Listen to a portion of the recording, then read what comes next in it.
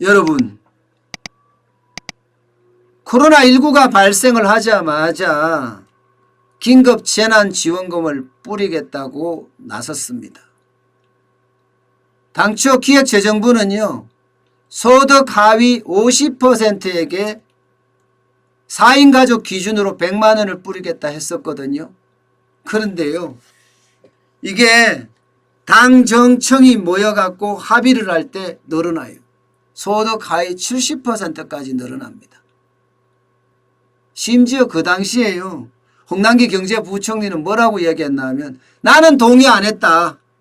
그렇게 발뺌을 할 정도로 70% 올라가는 것도 불협화음이 굉장히 많았습니다.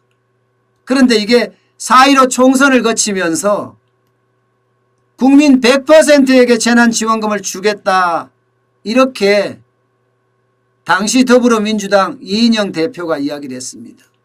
광진을의 고민정 후보의 지원 유세에서 말입니다.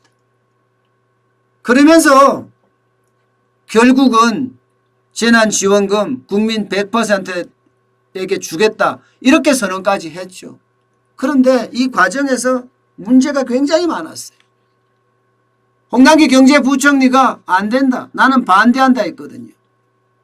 그랬더니 정세균 국무총리가 지금 무슨 소리 하냐, 큰 틀에서 정부 입장이 정리됐는데 왜 국민의 혼란을 야기시키는 발언을 계속하느냐 하고 기재부에게 공개적으로 경고를 했습니다.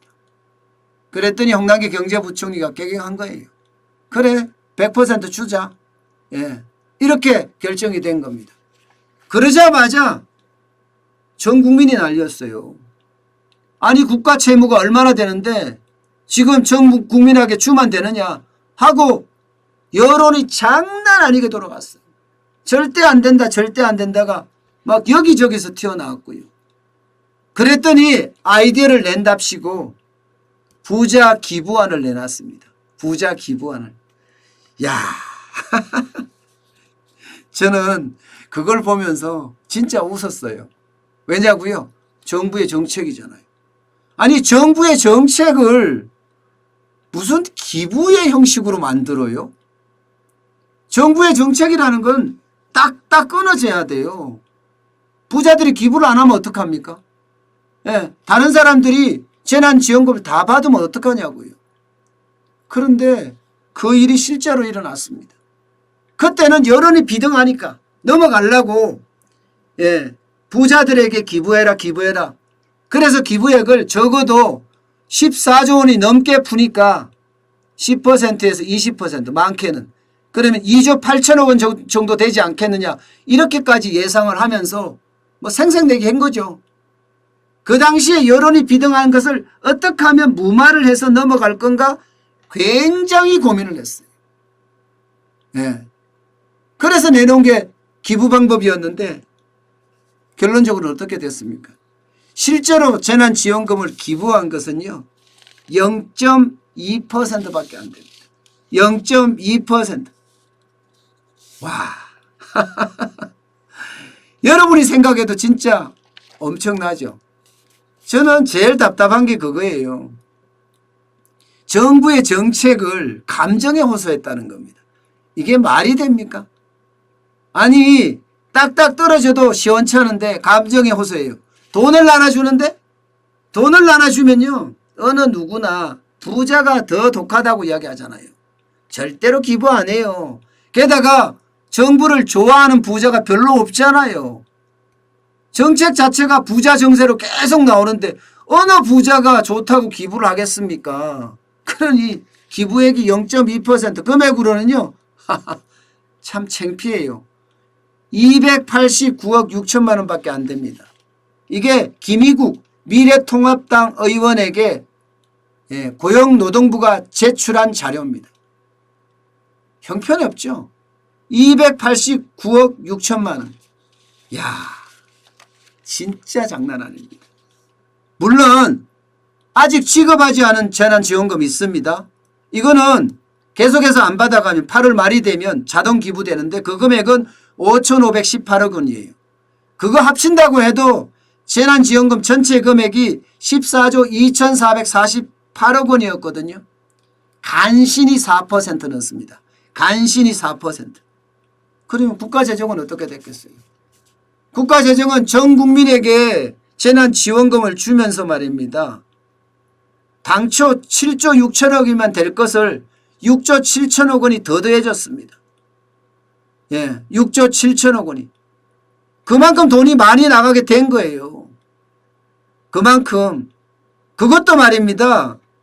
이게 적자 국채를 발행할 수밖에 없었어요. 적자 국채를. 지금까지 3차까지 추경을 하면서도 적자 국채 많이 발행했잖아요. 또 적자 국채를 발행하니까 어떻게 되겠습니까? 국가 부채만 왕창 늘어나고 말았습니다. 국가 부채만. 지금 보세요. 1차 추경을 하면서 41.2% GDP 대비 올라갔죠. 그래서 815조 5천억까지 늘어났습니다. 2차 추경은요. 41.4%까지 가서 819조 5천억까지 늘어났고요. 3차 추경을 하니까 무려 43.5%로 늘어나서 840조 2천억까지 올라갔습니다. 결국은 재난지원금이 국가 채무만 왕창 올리게 된 거예요. 결국 말입니다. 이게 실효성이 있었느냐. 이것도 또 검증을 해봐야 될 문제지만 결국 반짝 효과에 그쳤다. 이게 일반적인 이야기예요. 예. 국가 채무만 거의 4조 넘게 늘었다. 이게 일반적인 현상입니다. 참 답답해요. 아무리 생각해도 답답하다는 말 밖에는 다른 말을 저는 할 수가 없을 것 같아요. 예. 안 그래도 어려울 때 조금이라도 아껴서 국가 채무 이거를 줄일 생각을 해야지. 있는 돈 없는 돈 다 풀어서 나눠주겠다는 거 누가 못하겠습니까? 그렇게 하면요. 우리 경제만 점점 더 망가질 수밖에 없는 그런 상황을 연출할 수밖에 없습니다. 우리 이제 속지 말자고요. 국가 정책을 감정에 호소하는 분들하고 더 이상 이야기해서 못하겠습니까?